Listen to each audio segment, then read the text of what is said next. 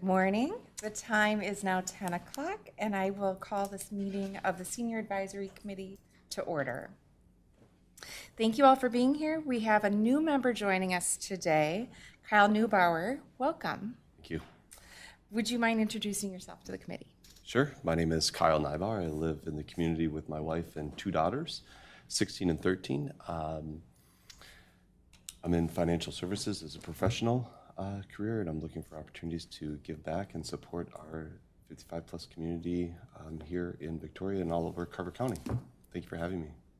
Welcome. Thank you for being here. We are excited to have you join us. Now let's move on to roll call. Sharon? I'm here. Present. Susan? Absent. David? Hello. Richard? Here. Alina, I'm here. Jennifer Spalding? Here. Kyle? Present. Patrick is absent, and Kara? Welcome. Wonderful. The first item on our agenda is petitions, proclamations, suggestions, or complaints. With that, staff, can you provide the committee with a summary of upcoming city events and news? Of course I can. Good morning, everybody. As you know, this is kind of our first, and just as an FYI, I'm going to go through a little bit of explanation because this is Kyle's first meeting on each of these areas, so it seems a little redundant, my apologies. But we always provide a couple of updates related to city events that are coming up just to get you guys aware of the fun activities that are happening in town, but also leverage you guys as our main communicators. If you know of people that might be interested in these, your neighbors, your friends, your family, we invite you all to share. And then with that, I provided a ton of flyers sitting here. Most of the events that I'm going to cover today or programs are going to be also in these flyers. So feel free to take some. If you want more, if you're going to bring them to like a senior living facility or whatnot, I can always print more. So anyway, so the first topic we have for you today is our Donuts in Victoria, the last two of the 2025 year. October 15th will be our chat with our mayor. Mayor McMillan will be presenting or just sitting down and answering questions from the community, sharing some updates, what's going on in the community. So that will be a great one to attend. And then our November 19th presentation is Alzheimer's awareness. And this specific topic came from this committee, so we're excited to have the Alzheimer's Association of Minnesota coming to present about the 101s of Alzheimer's awareness and just what to look for. Other highlight I wanted to share with you is our sweater weather bingo, and our Parks and Recreation Director is here to talk about one of the items here for this evening. But she has single-handedly created the bingo program for Victoria, and I think this is our third. Yes, this will be our third program, so we invite everyone to come out. It's a grand time. There's fun, there's prizes. We go through a variety of games, few hours to spend a great time having connection and community at the rec center. And then I also have, I just have a quick question. It says it's $5 per person. Is that for residents and non-residents, or just for residents? For everyone. For everyone, thank you. And then we have some expos that are coming up. Our neighbors in Chanhassen are hosting a wellness expo as well as a 55-plus expo that all happens to be going on in the same week. I do have flyers related to each of those if you are interested. For the 55-plus expo, each day they have a different program or activity going on. For example, on Mondays, they have Move It Mondays. So they'll have a trainer that's talking about balance tips, showing people exercises. There's some food demos as part of that. The next day, they have a talk with their own mayor. I think they're calling it Town Talk and Tortillas, or people can make chicken tortillas as part of that program. And then, like on Thursday, they're calling it Thursday Trek. So a state park officer is coming out and talking about state parks, photography, and just overall DNR programs. So if you're interested in any of those, please feel free to grab the flyers. Feel free to pass them on to your friends. And then the last one I have on here is related to Scott County, technically not within Carver County, but close to us. They are also having a 55-plus expo, and that's down in Jordan, Minnesota. I don't have flyers for that one, but if you're looking for further information, I do. Thanks, Kara. Yes, we do. We have one for that one as well. So if you're interested in that one, that's going to be later in the month, October 17th. And And with that, I will pass it over to Kara if you have any additional things to add for Carver County. Sure. Good morning, Kara Cassidy, Carver County Public Health. First, I just want to say thank you to everyone who attended our annual expo at the Arboretum. It's always so great to see our commissioners from around the county and to learn together and hear what everybody's doing. So I really appreciate everyone who came. Next, a little bit more on the Chan Wellness Expo on Wednesday. If you've never been, they have vendors come and a whole kind of vendor expo, organizations, nonprofits, estate planners, insurance, realtors come, and it's just a great time for people over 55 to learn about some of the services in the county, as well as you can usually test an e-bike and get a flu shot if you need to. So another plug for that. And the expo in Scott County is actually $17 if you attend, but it includes, I believe, breakfast and lunch. And then one last thing, situational awareness. There were, I believe, 3 cases of measles in schools in Minneapolis. And so we are keeping track of those. Nothing in Carver County yet, but in Carver County, we only need 1 case to declare it an emergency, and then public health activates because it is such a highly contagious disease. You put 20 people in a room with 1 infected person, 18 get the measles.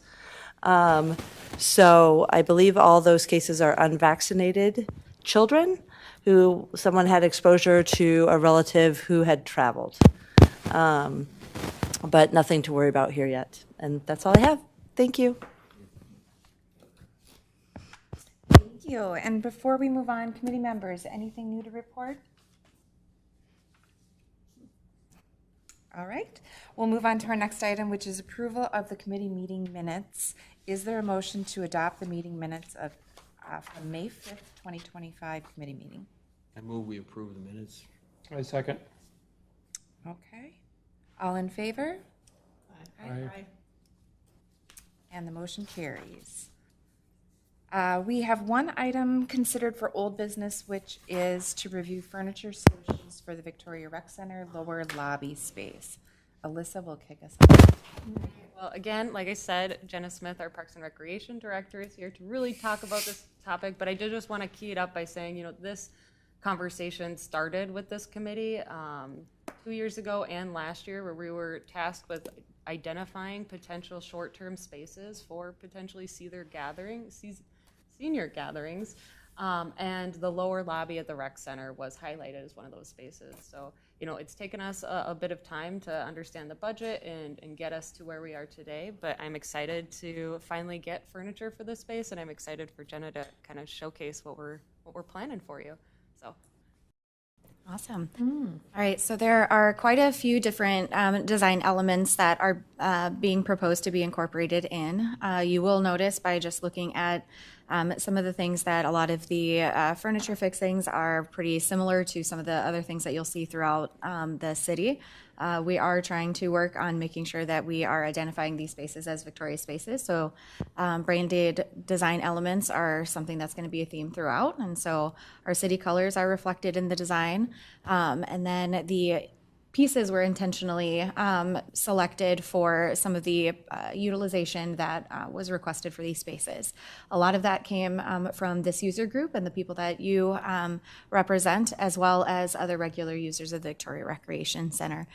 So I will go through kind of what each of these pieces are and some potential hopes for how they can utilize, but then I would also love to hear from this group as to how we can continue to utilize these spaces, and if you have any suggestions before we move forward. This will, it has not yet gone to council for final approval, so this is an opportunity to still share thoughts and ideas. But as we go through, I'll kind of explain why some of these pieces were selected. So the first one, you'll see that credenza there. It does have storage in there. The hope with this is for it to be a storage space for some programming supplies. Could be board games, cards, things like that, stuff that could be accessible to the public so that they can come and activate some of the spaces down on the lower lobby. It could be something that maybe we have like coffee and connection hour and we store some coffee supplies here. And then the top surface is a tabletop wide, so it can also be used for setting up for different events or programs. We also have the cafe tables listed right under there. There will be 2 of those in the space. These were selected for having some connection. It could be coffee, it could be reading a newspaper, it could be playing cards one-on-one, a variety of different ways that they could be used. And then these also were selected in terms of design for improved accessibility. Below that is high top tables with bar height chairs. There would be 2 of those in the design. We have a lot of our users and visitors who use the spaces for working on homework. We have some remote work people that will come and utilize the space. And we also picked these intentionally to play into some of the outlets that are already existing in the structure. So, technology is everything these days. So having the ability to quickly plug in these spaces was an added benefit. The next column, you'll see more lounge-style chairs with side tables. There will be 2 sets of these in the proposed layout. These are more for those casual conversations. They're a little bit more on the cozy side, so imagine sitting and having a cup of coffee or chatting with a friend or any of those types of things. We have a lot of pickleball users that utilize the space in the cooler months when we're doing indoor pickleball, and one request that they had was to have some casual seating so that they could engage with each other before and after playing. Below that, we've also got some booths and some tables. These were incorporated to, again, create additional programming space, space for people to be able to do whatever it is that they need to do at the rec center. As if any of you have been to the rec center before, the lower lobby is a pretty decent sized space, but it is still kind of small in terms of incorporating a lot of different types of things.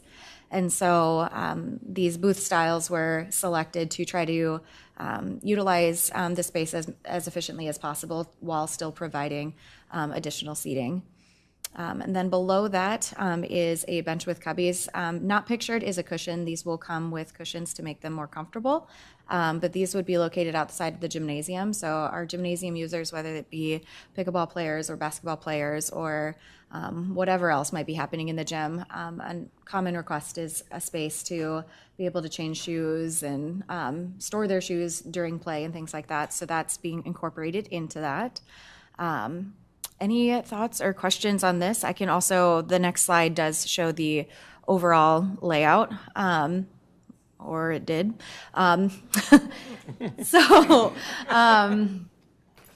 There we go. So the overall layout is listed below. And so it was intentionally designed to not take away from the walkability of the space because it is a high traffic area, especially in the cooler months, but trying to play into a lot of the spaces that we have. So starting on the left side of the screen, you'll see those cafe tables would be positioned right under the window, so it'd be a nice and bright space. The bar height tables along the wall there are where all those outlets are, so it's a great space for people working remote. Currently, where that credenza is where our Victoria Express library is, but as I'm sure many of you are aware, that will be ending its service at the end of this year, and so we have a temporary location for the credenza if this gets approved, but ultimately it will go in that space. And then the bar height or the booth tables will be behind where the staff offices or staff desks are. And then flipping to the other side, you see the 2 different lounge seating areas and then the benches. So with all of that, what are your thoughts, perspectives, feedbacks, or in dreaming of the future, like are there any particular types of programmings or activities that you would like to see happening in this space? Do we know why the little library is going away? Yes. So the library, the Carver County Library System, specifically the Victoria branch, is kickstarting what's called an extended library access. So downstairs, you can visit the Victoria Library outside of traditional library hours. You do have to go through an approval process and get a key card. Not anybody can utilize that, but because the Carver County system is utilizing this new extended option, they did say they are going to take away the kiosk at the recreation center. I do believe that they're still going to offer The book return will stay. It's not pictured here, obviously, because this is a furniture proposal, but on the opposite side of those back doors near the benches is where the book drops. So that will remain, so that'll still stay a part of that. So that'll be a feature that will stay. But yeah, it was the change in service from the library that removed that option. Jenna, this looks like really nice layout with lots of options there. How about decor, decorations? Yep, so there is signage in the facility that we have updated. I'm not sure when the last time you visited, but we did do a major sign project. So the interior does have a lot of directional signs and things like that. Decoration-wise, we do have some foliage that's in the facility, but that's something that we can continue to work towards. Internet access for people that want to work there? Yep, there's public access there. How about food service? Not yet. Dream big, though. Or at least coffee. We're thinking about some kind of opportunity for like coffee and so forth, all right? Yeah, so while it could be considered to have coffee as a regular service, the thought right now is if we have program sessions where we know people will be coming, because we want to be mindful of our resources. But if that's something where we have a dedicated group of users, that's something that we'd be willing to explore. What do you intend the credenza? What is that, more storage? Yes. Or okay. Yeah, so storage for program supplies, games, cards, things like that.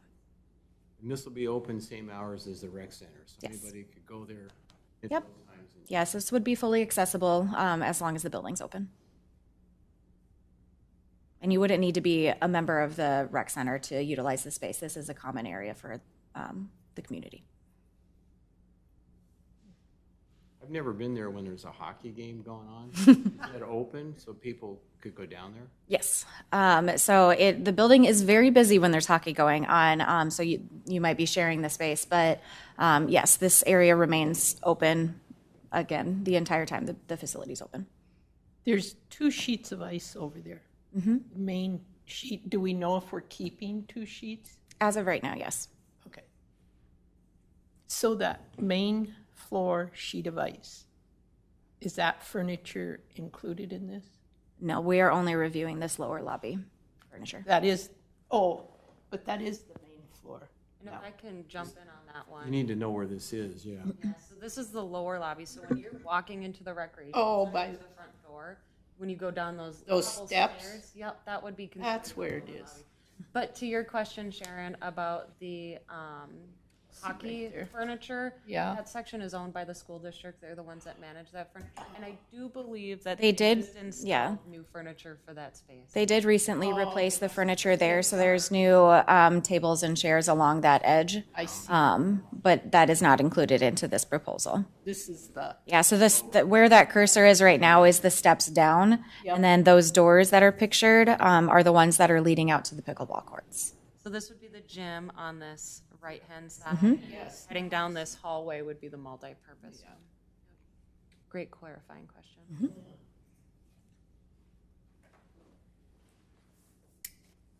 So when does it happen if the council approves it? Yep, so we'll be pushing it to council, and if council approves it, the target is to have it installed by the end of the year. Great. Oh, that's great. Very nice. Any other questions or feedback? Looks great. All right, in terms of programming, are there any particular programming items that you'd like to see implemented in these spaces?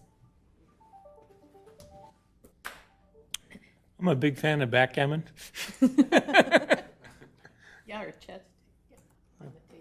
I was even thinking like a puzzle exchange In in those the notes. credenza, you know, be nice to have people meet. I keep thinking it would be nice to have something regular, like weekly, whatever, you know, the Wednesday time, just to try it, to see if people may show up for conversation. Maybe cribbage. Cribbage and games and so forth. Yeah, that's what I was thinking. Could you have a coffee cart then? Something to offer Yep, if we had something regular like that, then we'd be able to do that.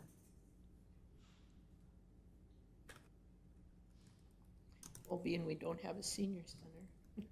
You know, you would probably have people come in. I'm thinking there would, if it was gonna happen the same time every week, or every day would be great, but at least once a week to start with, to see who shows up and what they do. And a good resource would be the Waconia Senior Center, which is fairly new, and they have, I'd say, abbreviated hours that are scheduled. So if you're looking for an example or would like to talk to someone, I'm happy to connect you. I would say the lodge in Chaska too. I think they have yeah, a pretty that's active senior center. But I think Waconia is the only one that has like just one dedicated Oh, God. room within their city hall complex that they turned into their senior center. And Oh, I see. Okay. like using just one room and how they do it. What kind of turnout is coming to the 55-plus workout classes, like the 10, isn't it 10 a.m., I think it is? None of them are designated as only for 55 plus. Our classes, it depends on the season. Winter months, it's increased, so you could have anywhere from like 10 to potentially 20 people in the winter, especially January when everyone has their New Year's resolutions. Yeah. And then I'd say typically, aside from that, it's roughly around 10 or so would come to those classes regularly. Sometimes it's higher, sometimes it's lower. That might be a good time frame to think about, Yeah. after that. Pairing up with that would be a good idea. Yeah, Or the yoga classes on Tuesday, Thursday. sure. Any of the low impact.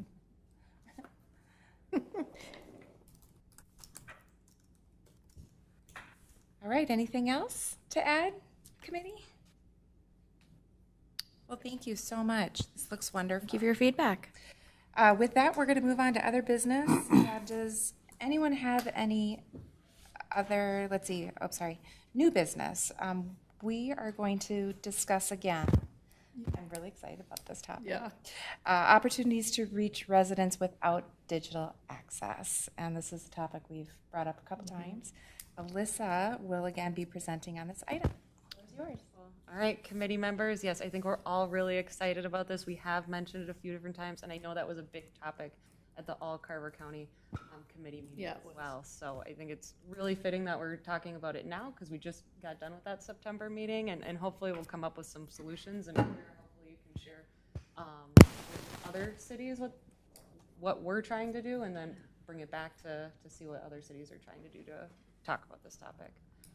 So today's discussion is to find those opportunities, things that we aren't currently doing, find those gap points. Really the goal is to connect folks, individuals who don't necessarily have access or can't get access to city communication channels, city news, city projects, any of those type of traditional city communication channels. Understanding that a lot of older adults that don't have that access really do lose those connection points, and then they become at risk of loneliness, isolation, that are feeling out of the loop. So we're really trying to identify ways, how do we meet those people where they're at? What opportunities are there for us to engage those folks? So we are looking at it in I'm going to be talking about a couple different things today and asking for your feedback on a couple different areas. I will say this is a pretty hefty topic, and we only have a half an hour left of discussion, so this can definitely be tabled for further conversation, and I suspect it will be. This is a pretty big chunk that we're trying to bite out of here. So the first thing we're going to talk through is just what communication tactics do we currently do, what are currently going on in the city's communication channels. We can discuss opportunities, ways for expansion, things we're not necessarily thinking of. We also want to gather from you input on priority topics. We can definitely go out and find other opportunities for those communication channels, but what topics should we really make sure are at the forefront of those, of bringing those to other communication channels? Like we've talked about utilizing the water utility bills to put out like a promo or any sort of just a small communication method. What topics should we actually be putting on those? We don't want to put all the communication on there, so really identifying what rises to the top. And then ways to integrate seniors into digital communications. Obviously that the digital communication methods are not going away. So we want to make sure that, one, people are still staying active in digital if they so choose to. Technology also grows at a rapid, fast-paced, and I feel like it's changing. Social media is changing. Those methods are changing every day. So we want to make sure that, one, people are still up to date if they so wish to be. How do we make sure that happens? And then, two, is there ways that we can be more representative of older adults in our communication as well? So like I said, this is kind of a lot to digest in a 30 minutes. So if we need to pause the conversation at any point and continue this on to our next couple of meetings, we absolutely can do so.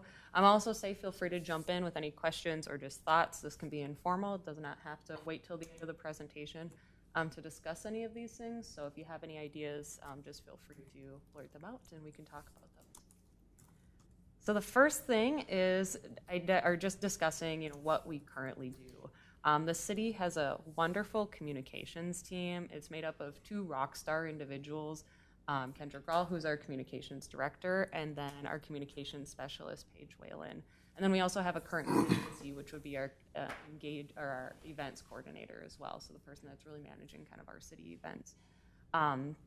Many of you probably have seen their department's work. They do social media for the city overall. They do the fire department's social media accounts, the recreation social media accounts.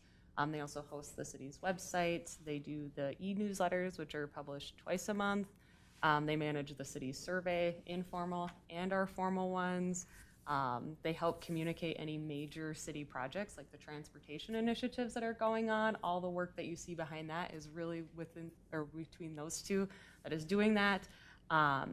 If there's like big hot topics like this summer, I'm sure you saw all the news about the e-bikes and trail regulations, and you probably saw the signs that popped up and different emails, blasts that went out. That was also their team.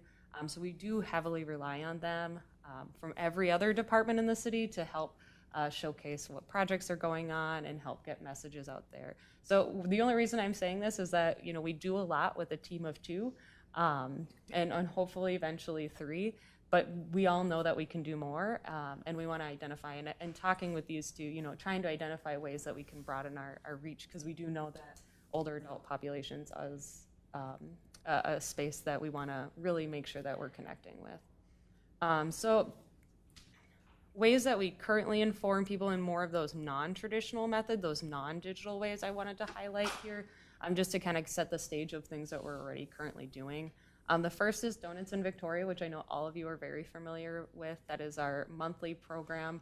We host it at the Victoria Recreation Center, and we bring in a presenter, usually about something that's going on in the city, like transportation. We have our city engineer come in the month of April, right before construction season starts. We've brought in our EAB, Emerald Ash Borer contractor, to talk about tree management right in the spring season. We have, I mentioned the mayor is coming in.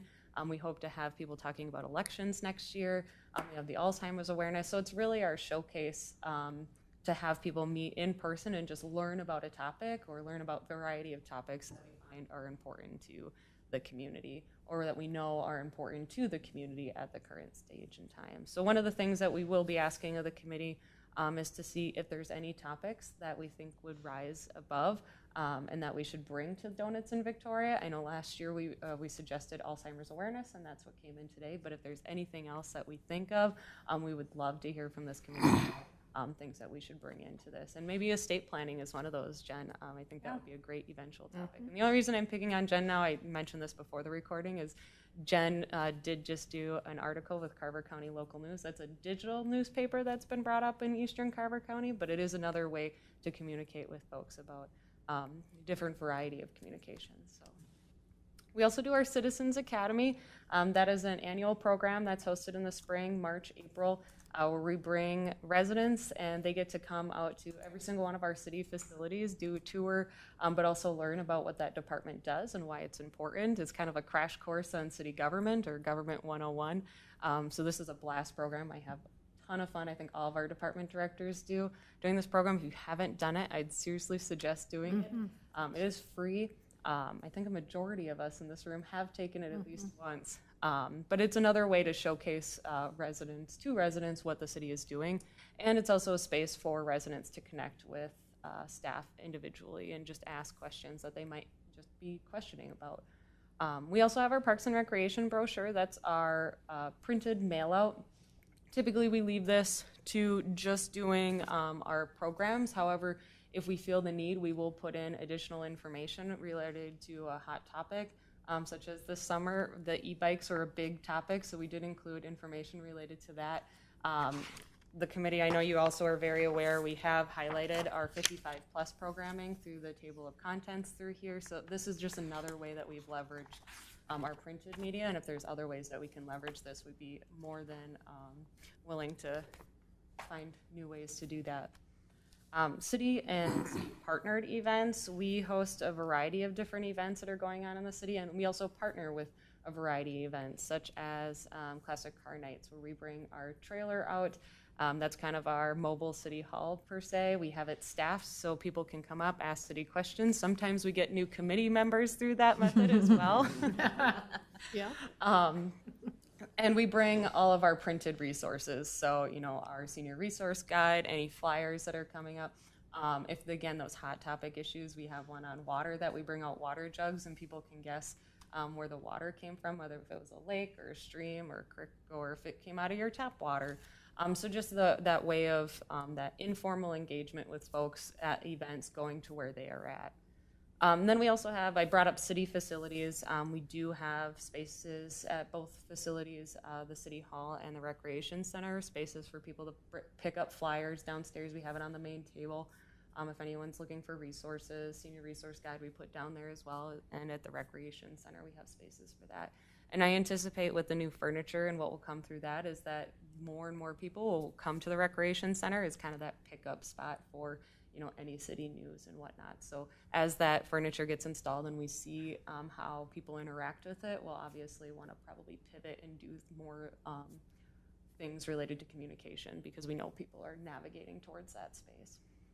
And then physical signs.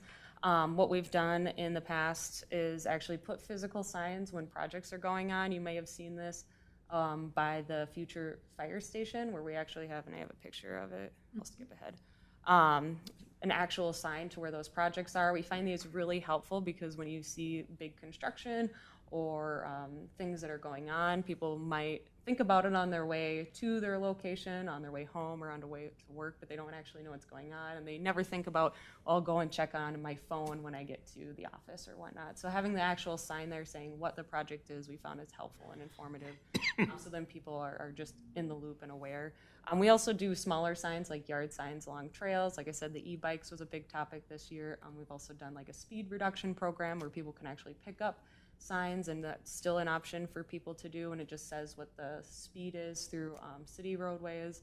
And then when we had the watering restrictions during the watering drought, we had signs that people could pick up or that we'd have along roadways that just said, you know, what are our watering restrictions, so people are just more informed. So these are just ways that we currently engage in non-digital communication.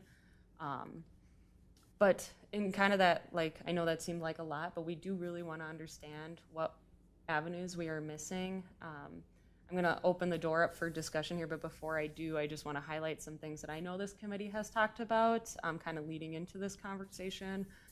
One is talking with faith-based institutions to get into some of their media, whether it's their bulletins or some of their digital communications, recognizing that that is a good resource for community for folks. We also could utilize city utility bills for small memos. That is something that would be at no cost to us because we already do the printouts for utility bills. There is only a small section that we can amend language, so we just have to keep that in mind.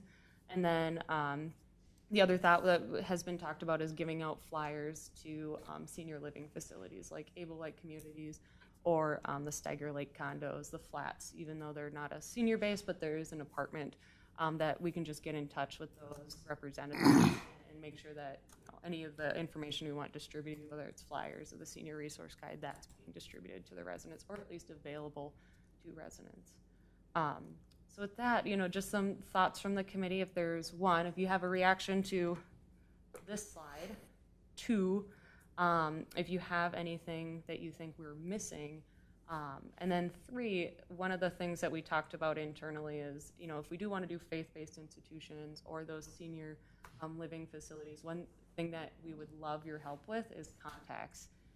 If you are part of those groups, if you know the person that we should be contacting to distribute any information to those groups, we'd love to have it, because sometimes it's hard for us to receive answers back, or people change, staff changes, and then we lose whoever that previous contact that we had was. So with that, I did a lot of talking, and I will pass it back to the chair and the committee to discuss. Thank you. I have a lot to say. Does anybody else? Just a quick comment or suggestion perhaps would be leveraging the high school here, right, Holy Family, knowing that there is a lot of opportunities for those kids to give back and things that would look good on their resumes. Perhaps could be a program that we could leverage that could transition from year to year to year, depending on the students there.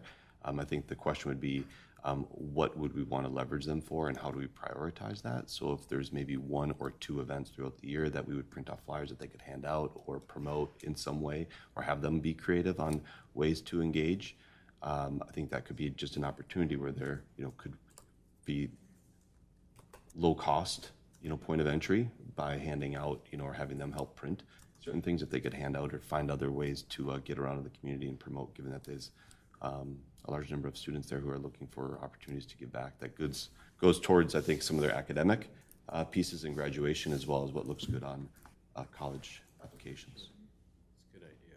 That's a great idea. Those kids could also do some outreach just within their own neighborhoods for homebound or just older neighbors that might not have access to all of our digital opportunities. They would probably be a great source for digital for seniors, Yeah. to help them, guide them. Sure. That would be it. Well, that's what I do when I get a new phone. I just Along that line, Sharon, I was thinking the same thing, that for the people that don't know how to use the internet or have access, some of the classes on the Wednesday donuts deal would be good, or tapping these young people to help come to the senior locations or whatever to teach them how to use things. Because my guess is that all these facilities have computer access, but people don't know how to use it, maybe. One thing that I think is potentially what are we missing, many schools, Holy Family doesn't do it, but most schools have a sign somewhere about events that are coming up that week, like football game, 7 o'clock, whatever, in front of the school. If there's the logical place would be at the intersection here of Highway 5 to have a sign that scrolls, here's the events in Victoria this week. Absolutely. A lot of people would see it anyway. That is our comms team dream, is to have one Is of it? those signs. Yeah, is it? And I think with the transportation projects, the Highway 5 one specifically, that is something that they're looking at, including in the budget, because you're absolutely right. Because right now we have banners, which are great and they are well designed, but it's so much nicer if we can get, the scrolled text Sure. of what's happening. If people get used to looking for it, then see what's happening this week. Do we know where these people are? Anybody that doesn't have a computer, is there any way to find out? And because that group's got to be shrinking, right? Every day it gets smaller. Right. It would be really challenging for us to specifically pinpoint address and location for each of those. We do try and target, areas that we assume, and that's really all everything is assumption, but like senior facility homes, Sure.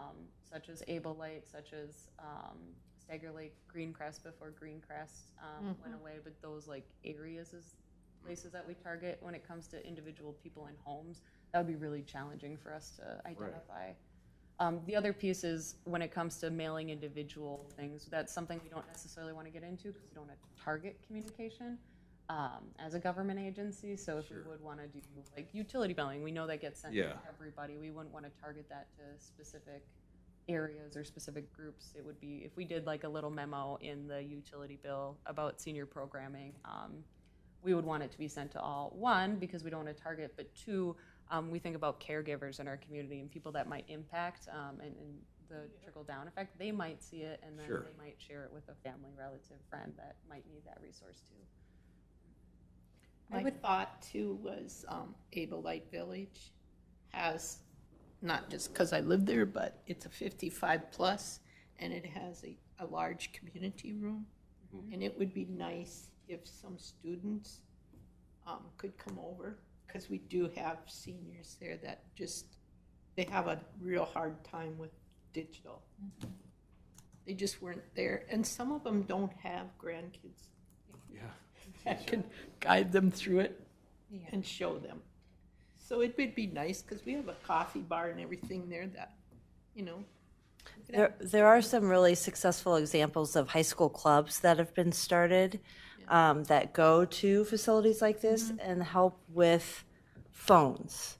And a lot of it, sometimes it is deleting 10,000 emails, or how do I upload a picture, or so this is a little bit more 55 plus people who have a phone. And they're really successful and really in demand. I don't know of any groups in Minnesota who are doing that, but I've read about them around the country where, you know, a high school student starts a club to go and help. Don't we have a local take a grandparent fishing club? You know, kids who are actively looking to spend time with elders. Other communities do. Yeah. Take a grandparent fishing. Yeah, and there's, I think, a take a grandparent shopping club or something, and just younger people who donate their time. But that might be a way of identifying those kids who enjoy spending time. And a lot of high schools, kids can start whatever club that they want as long as they have a teacher sponsor or a staff sponsor.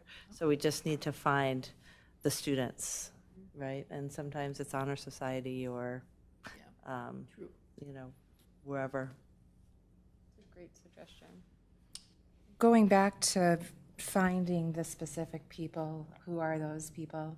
I would think whoever is still receiving paper statements from the city are potentially our pool, right? That's a good point.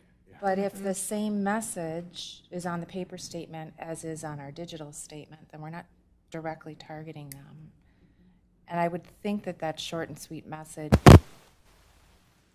should say, learn more about, you know, engagement opportunities in Victoria at the website, or call for our advisory guide or something.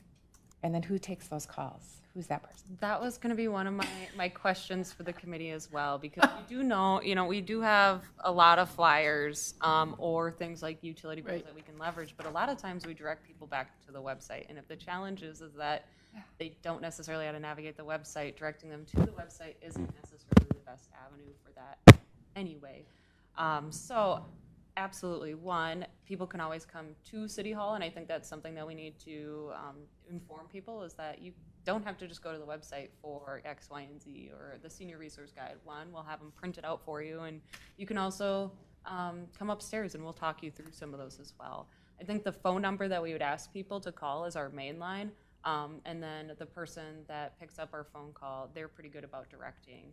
So if someone has a question about, you know, the public works project on such and such a street, they can direct them to our public works team. Or if they have a question about elections, they can direct them to our city clerk, or, you know, et cetera, and they'll know who that correct person is and that person to talk to.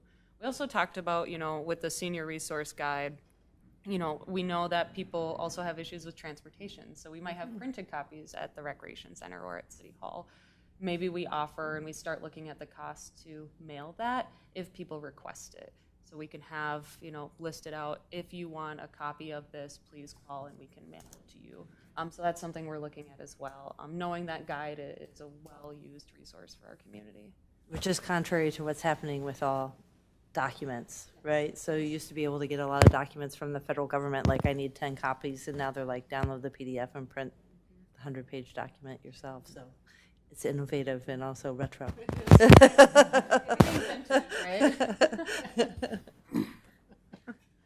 want to give a shout out for the trail signs. I thought that was a really great idea with the e-bikes, you know, until the kids started running over them and driving them into the ground. It looked like And you that know was- how you swift tack them?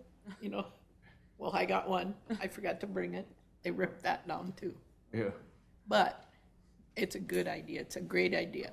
So I brought papers from here and started walking the neighborhood and put them in mailboxes of where I knew the children were living. I did. It's, Like, well, it's illegal to put something in somebody's mailbox. FYI. no, it You is. can put it underneath, but not in the mailbox. No, you itself. can't. Yeah. Anyway, how do they decide where to put the signs? What trails are they using? Is it our old trail map? And are there ones that are more common than others? Very great question that I do not have the answer to. I am sure that they probably pick trails that they know are heavy traffic trails. That would be my assumption on that. And if you can find ones that are alongside roadways, maybe you can get drivers as well. Like if you think the road right next to the recreation center, kind of where the fire station is, it's a nice trail. It's heavily trafficked, but people also drive by it, so you kind of get double duty on communication there. And we've done a lot of different signs alongside trails over the past years. This is the first one where kids have made a game out of it by targeting them with their bicycles. So we'll obviously have to rethink some of those as the years continue. Stinkers. I thought about putting some little strips along with nails and stuff. Tax That's not a good idea. But I saw it. So I guess just going back to the opportunities to connect here, and I'm thinking about two things, and I appreciate that I'm new, everybody, but I'm curious, how do we identify the topics that are most important to individuals? And then secondly, prioritizing those, because I think that may help us identify what are the leverage points to communicate, rather than peanut butter spread across, right? Is it, hey, we've got one really big thing that we want to communicate, and so let's put our eggs into that basket, and then everything else can trail off of that. And then is it a need, want, and more curious in terms of the priorities, like food insecurity, transportation, elections would be, I would consider in the more need bucket versus want to learn more about the internet and wanting my phone to work better, or then other curious topics like what's happening with my water bill when I go to Florida for the winter. So that's how my brain works a little bit. If that resonates with others, we'll talk about that today or continue on next time. But just in terms of funneling through all the ideas, how do we then leverage what are resources we have, and then how do we identify the gaps? I think that was beautifully said. Yes. That it goes right into our next conversation of what are those priority areas. However, we do only have 10 minutes left, and I believe that this specific conversation is going to take longer than 10 minutes. So my suggestion to the committee is maybe we pause at this point and we bring this back for our November conversation for discussion. And I like the buckets you suggested. If the committee agrees that maybe that's where staff builds their presentation from, we can absolutely do that. What information do we need? What information do we want? And what information we're curious on? And then we can kind of prioritize from there. And one of the things we talked about in great detail last year was doing a survey. But then we have the issue of how do we get that survey to people who don't have digital access, right? So that's something we can talk about next time as well, because that will help us identify what their priorities are, right?